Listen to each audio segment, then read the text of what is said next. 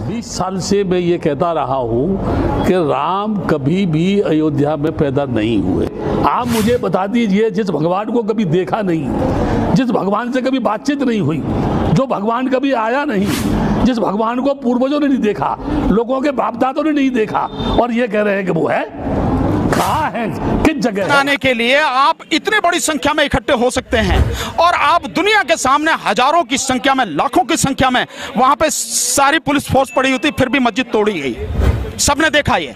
तो जब वो मंदिर के लिए आवाज उठा सकते हैं तो यहाँ रहने वाले साथी जो अपनी मस्जिद के लिए क्यों नहीं आवाज उठा सकते? तो यहाँ नौटंकी क्या कर रहे हो आप कि दलित को वो बनाओगे? मैं कहता हूँ किसी दलित को नहीं बनना चाहिए। हमारा मंदिर से कोई लेना देना नहीं, हमारा स्कूल कॉलेज और शिक्षा से लेना देना, लाइब्रेरी से लेना देना। तो मतलब कि अगर मंदिर से क्या एजुकेशन मिलेगी? मंदिर से वो एजुकेशन नहीं मिलती है। मंदिर से भिखारी पैदा होते हैं, IAS, PCS, doctor, engineer, professor, जज, वकील, वो विद्यालयों से पैदा होते हैं। कुछ लोग मंदिर के अंदर पूजा करेंगे, कुछ लोग वहाँ भिखारी बनेंगे। आप बने भिखारी, घंटा हिलाएं। अरे 500 साल से तुम घंटा हिलाते जा रहे हो, हैं? जो दलित समाज है, OBC समाज है, ST SC समाज है, घंटा हिलाता है, मंदिर के अंदर कुछ नहीं करता है। जो अयोध्या है, अयोध्या तो जहाँ की है, काशी मथुरा बाकी है। अभी तो काशी मथुरा पे भी जाके अभी वो आक्रमण करेंगे, अभी उनको तोड़ने का काम करेंगे, क्योंकि बीजेपी के नेता कह रहे हैं, विनय कटियार जैसे लोग, बीजेपी के लोग बोल रहे हैं कि हाँ काशी मथुरा बाकी है। अभी स्वामी तो कोर्ट में भी पहुंच गए हैं। हाँ, तो काशी मथुरा की अभी ये बात करेंगे। अरबों रुपए का राम मंदिर बनना, आप खुद सोचो कि हम किस समाज में जी रहे हैं। और जब मुझे तो लगता है लानत है हम पर जो हम जी रहे हैं। ये सुनने के बाद, ये देखने के बाद भी हम जी रहे हैं, हम कुछ कर नहीं रहे। आज ये कह रहे हैं राम मंदिर का मोहर ठीक नहीं है। इन्होंने ये क्यों नहीं बोला कोरोना वायरस का मोहर ठीक नहीं है? आज अस्पताल बनाइए, आज ये चाहिए, जो चाहिए। औरतों ने 9 महीने की प्रेगनेंसी के टाइम में भी ट्रैवल करा, सड़कों के किनारे अपने बच्चों को जन्म दिया। तब ये सरकार कहाँ थी? तब क्यों नहीं इनको याद आया कोई हॉस्पिटल बनाया जाए, कोई इनके लिए अतिथि गृह बनाया जाए? मंदिर है लेकिन उसके अंदर पूरी इंडस्ट्री चल रही है। का ध्यान हटाने के लिए अब एक राम मंदिर का मुद्दा लगा दिया कि तुम मरो, भूखे मरो, सड़कों पे आओ, कोई फर्क नहीं पड़ता। मंदिर बन रहे हैं, मंदिर देखो। हमारे देश के अंदर तो इस हद तक पाखंड घुसा दिया गया है इन वर्ग विशेष के द्वारा कि वो आम आदमी को भगवान बता देता। बताइए आप, राम रहीम को पिताजी बोलते हैं, बताइए लोग, इनको अकल नहीं है क्या? आशा राम को बापू बोलते हैं लोग, बताइए आप। ये स्वामी साई है, सत्य साई, सब एक नंबर के रेपिस्ट हैं, सब एक नंबर के बदमाश हैं। अरबों खरबों की जमीन है लोगों के पास। लोगों को अंधे हुए पड़े, लोगों को मतलब ही नहीं है कुछ भी। आस्था आस्था आस्था आस्था, भगवान बनाना है हर किसी को, भगवान बनाना है। बाबरी मस्जिद को तोड़ करके राम मंदिर बनाने की शुरुआत कर दी। लेकिन मैं एक बात बता रहा हूँ, ये कुछ भी कर ले, ये सफल नहीं होगा। लोग अगर पढ़ लिख गए तो इनका जो धंधा है वो खत्म हो जाएगा। फिर इनके धंधे को कौन मानेगा? कौन मंदिर बजाएगा? क्योंकि पता है, सबको पता है कि मंदिर में एक पत्थर की मूर्ति है जिसको एक दलित व्यक्ति बनाता है, जिस मूर्ति को उसकी छटाई करता है, उसको बना कर देता है। ये प्राण प्रतिष्ठा कर देते हैं, उसमें प्राण फूंक देते हैं। अरे तुम्हारा बाप मर जाता है, एक बार प्राण फूंक कर देखिए, उसमें फूको ना, उसमें प्राण। तुम्हारा बाप मरता है, माँ मरती है, उसमें प्राण क्यों नहीं फूंकते? तुम पत्थर में तो प्राण प्रतिष्ठा कर देते हो, अपने बाप के अंदर क्यों प्राण प्रतिष्ठा नहीं करते तुमने? तो ये बेवकूफ बनाने का काम है इनका। ये मैं गारंटी से कह रहा हूँ कि रामदेव को भी कोरोना होने वाला है। आप देख लेना, रामदेव को कोरोना होगा और वो भी हॉस्पिटल में एडमिट होगा। इनके राज्य में जितना अंधविश्वास फैलेगा, क्योंकि अंधविश्वास से आप लाखों करोड़ लोगों को सदियों से बेवकूफ़ बनाते आए हो और आज भी तुम बेवकूफ़ बना रहे हो। तो तुम्हें लोगों को बेवकूफ़ बनाने का ठेका ले रखा है। जो धर्म के ठेकेदार हैं वो अंधविश्वास चलाते हैं, क्योंकि धर्म का धंधा अंधविश्वास से। मैं 25 साल से पूरे देश के लोगों को चैलेंज दे रहा हूं। चैलेंज मेरा कहना यह है, राम इस देश में कभी पैदा हुआ ही नहीं। कोई भी देश का इतिहासकार, विश्व हिंदू परिषद हो, RSS के भागवत हो, भागवत के और पिताजी हो, या कोई मनीषी हो, दार्शनिक हो, इतिहासकार हो, संत हो, साधु हो, शंकराचार्य हो, कोई भी ये सिद्ध करे कि राम यहां पैदा हुआ। मैं कहता हूं राम कभी यहां पैदा हुआ ही नहीं। ये जबरदस्ती ये कह रहे हैं कि राम यहां पैदा हुआ। घर में माँ बाप बड़े हैं, उनको कोई पूछता नहीं है। उन्हीं को राम मानो ना, उन्हीं को सीता मानो ना। किसको सब फुर्सत है बताइए? राम में हवा बह रही है कि आप संभवतः विधानसभा का चुनाव लड़ सकते हैं। अरे नहीं, विधानसभा लोग दुनिया बोलने दीजिए, मुझे चुनाव से मतलब नहीं। मैं चाहता हूँ कि पब्लिक जागरूक हो जाए, पब्लिक जाग जाए। खेसारी को चुनाव लड़ने और नहीं लड़ने से मेरा रोजी रोटी ऐसा नहीं कि बंद हो जाने वाला। राम मंदिर से क्या होगा साहब? तो हमारे जब धंधे खत्म हो गए हैं, जब हमारे खेत खाली हो, हम खेती हमारी खत्म हो गई है, जब हमारे गांव खाली हो रहे हैं, तो ये मुद्दे हैं ना। धर्म के लिए थोड़ी बैठी है सरकार। जगह जगह लिंचिंग हो रहा है। सुएज में कितने मौतें हो रही हैं? सुएज में इस देश का नागरिक गटर में राम मंदिर बनने से क्या अनएम्प्लॉयमेंट खत्म हो जाएगा, चाइल्ड मेल न्यूट्रिशन खत्म हो जाएगा, फार्मर्स डिस्ट्रेस खत्म हो जाएगा।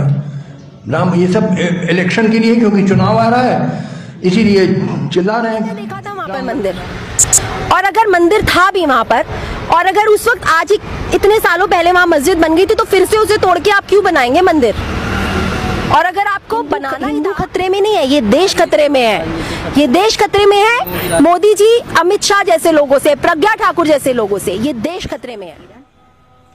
आज जो सुप्रीम कोर्ट के जज ने जो बाबरी मस्जिद पर फैसला सुनाया है, वो बहुत ही निंदनीय और भ्रष्ट है। जो राम का न कोई प्रमाण है, न कोई साक्ष्य है, न कोई इतिहास है, उस राम पर सुप्रीम कोर्ट के जज ने फैसला सुनाया है। जानते हैं ये सब दबाव में किया है सुप्रीम कोर्ट के जज ने। भाइयों से कहना चाहूंगी कि ये मंदिर के चक्कर में आप लोगों को पड़ने की कोई जरूरत नहीं, क्योंकि ये मंदिर आपको बंधुआ मजदूर बनाएगी और आने वाली पीढ़ी को गुलाम बनाएगी। और मुस्लिम भाइयों, आप लोग कान खोल करके सुन लीजिए, आज बाबरी मस्जिद की बारी है और अगला आगरा के ताजमहल की बारी होगी। ये लिख करके रख लीजिए आप लोग, क्योंकि यहाँ पे एक ही जाति विशेष का कब्जा है हिंदुस्तान। ये दो लोग कौन हैं जिन्होंने 92 में ढांचा तोड़ा था, बाबरी मस्जिद तोड़ी थी, और 1949 की रात चोरी छुपे वहां पर मूर्ति रखकर आए थे। तो अदालत ने कहा कि ये दो काम इलीगल हैं। तो इससे जुड़े जो भी लोग हैं उनको इस फैसले से बाहर किया है और कहा है कि ये अपराधी की कतार में हैं। जो देखो जहां मंदिर खड़ा कर देता है। कभी सोचा आपने किसको बुला रहे हो आप? हैं? कभी विचार किया, कभी दिमाग लगाया कि मैंने मंदिर बना दिया?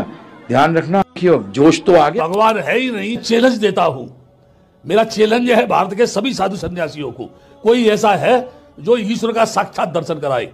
क्या कोई ऐसा आदमी है जो भगवान से सीधा दर्शन करा दे?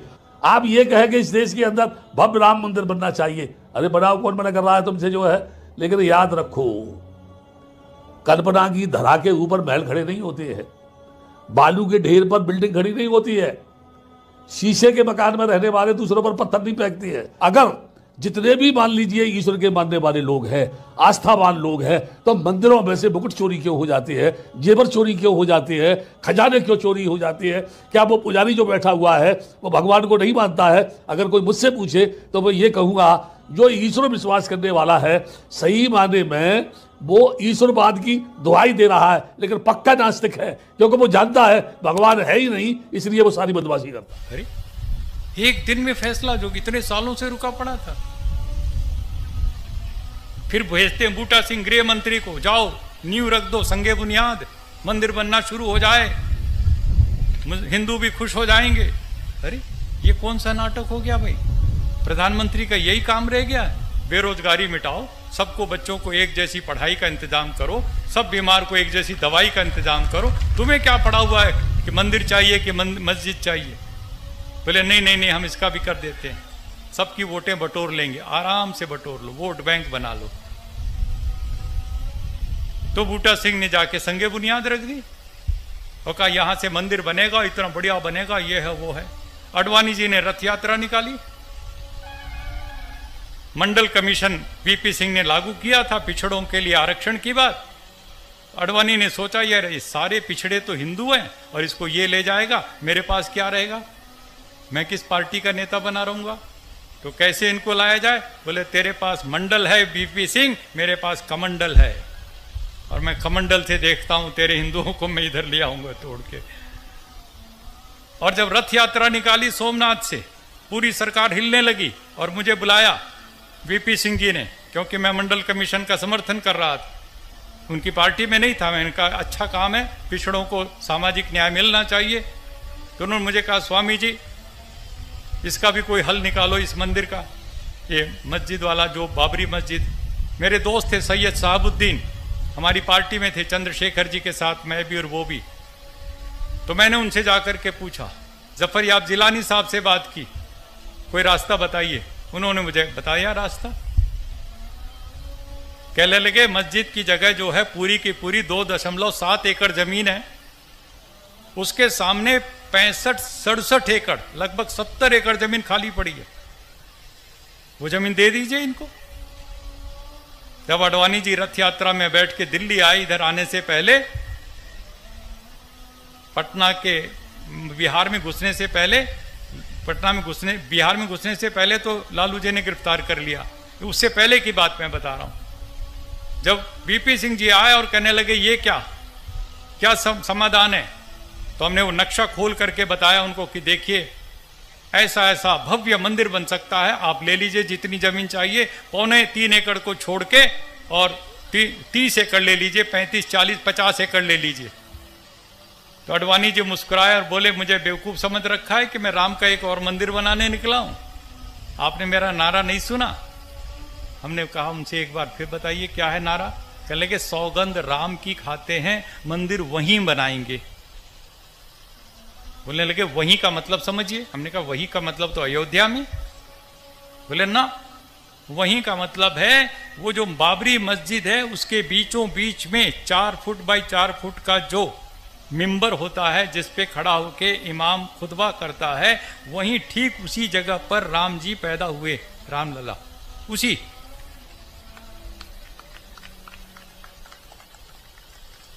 तो हमने उनसे पूछा अडवाणी जी से पूरी विनम्रता से कि महाराज जी 1528 में मीर बाकी बाबर का सिपा सलार आया था और उसके लिए कहा जाता कि राम के मंदिर को तोड़ के उसने बाबरी मस्जिद बना दी।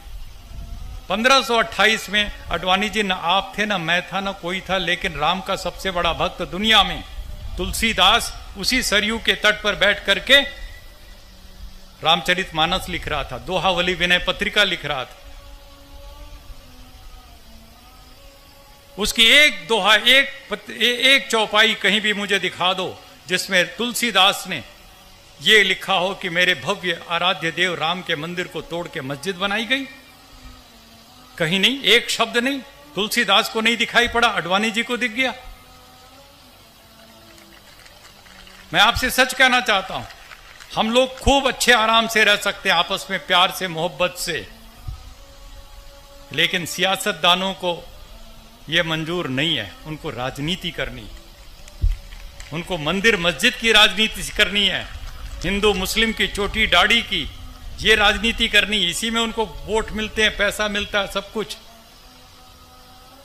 मैं पूछता हूं, तुलसीदास को नहीं दिखाई पड़ा? गुरु गोविंद सिंह पटना साहब में पैदा हुए आपके, और उसी रास्ते से वो पंजाब गए। उनका कितना लिखा हुआ साहित्य, एक शब्द मुझे दिखा दो जिसमें गुरु गोविंद सिंह, जिनके 4 बच्चे शहीद हुए, दीवारों पर चुने गए, उन्होंने कहीं लिखा हो कि मेरे राम के मंदिर को तोड़ के मस्जिद बनाई। शिवाजी सारी जिंदगी औरंगजेब के खिलाफ लड़ते रहे, उन्होंने कहीं नहीं लिखा कि राम के मंदिर को तोड़ के मस्जिद बनाई गई। स्वामी दयानंद सरस्वती फैजाबाद में खड़े होकर के ईसाई मुसलमान सबसे शास्त्रार्थ करते थे, लेकिन कहीं भी उन्होंने नहीं लिखा सत्यार्थ प्रकाश ऋग्वेदादि भाष्य भूमिका या कहीं भी कि राम के मंदिर को तोड़ के मस्जिद बनाई गई। विवेकानंद, जिन्होंने शिकागो में जाकर कितना शानदार भाषण दिया, सारे हिंदू समाज को गौरवान्वित किया, उसकी विवेकानंद की 200 किताबों में एक शब्द नहीं मिलेगा कि राम के मंदिर को तोड़ के। महात्मा गांधी, मरते मरते इनकी जुबान पर हे राम निकला, महात्मा गांधी ने कहीं नहीं लिखा, न कहीं कहा इस बात को कि राम के मंदिर को तोड़ करके मस्जिद बनाई गई। किसी को नहीं दिखाई पड़ा, लेकिन जिनको सियासत करनी है उनको दिखाई ही दिखाई पड़ रहा। ये गंदी सियासत, ये सांप्रदायिकता की राजनीति यदि हम और आप मिलकर के बंद नहीं करेंगे, जो बात अभी कह रहे थे लोकेश मुनि जी, ये तो लड़ा करके अपनी गद्दी पक्की करना चाहेंगे। तुम्हें और हमें ये सावधान रहने की जरूरत है कि हम इनकी चालाकियों में नहीं आएंगे। ये लड़ाना चाहते हैं, हमें बांटना चाहते हैं, हमें तोड़ना चाहते हैं अंदर से। इनका कोई लेना देना नहीं किसी राम से या किसी से। मैंने तो योगी आदित्यनाथ जी से अभी लखनऊ की बहुत बड़ी रैली में मैंने खड़े होकर के पूछा, 50,000 की भीड़ में, मैंने कहा योगी आदित्यनाथ जी आप तो योगी हैं, और मुख्यमंत्री भी हैं, और आप कह रहे राम का मंदिर बनाना है, तो राम का मंदिर बनाने से पहले पूरे उत्तर प्रदेश में रम के मंदिर तो बंद कर दो। रम के मंदिर तो धड़ाधड़ खुलते जा रहे हो और कह रहे हो राम का मंदिर बनाएंगे। कैसे बनेगा राम का मंदिर? तो ये सारी की सारी चीजों को यदि हम और आप मिलकर के ईमानदारी से सोचेंगे, कुछ करने का जज्बा लेकर के आगे चलेंगे, और उसके लिए हमें अहद करना पड़ेगा। अगर हो सके तो अब कोई शम्मा जलाइए, अगर हो सके तो अब कोई शम्मा जलाइए, इस दौरे सियासत का अंधेरा मिटाइए। बस कीजिए आकाश में नारे उछालना, ये जंग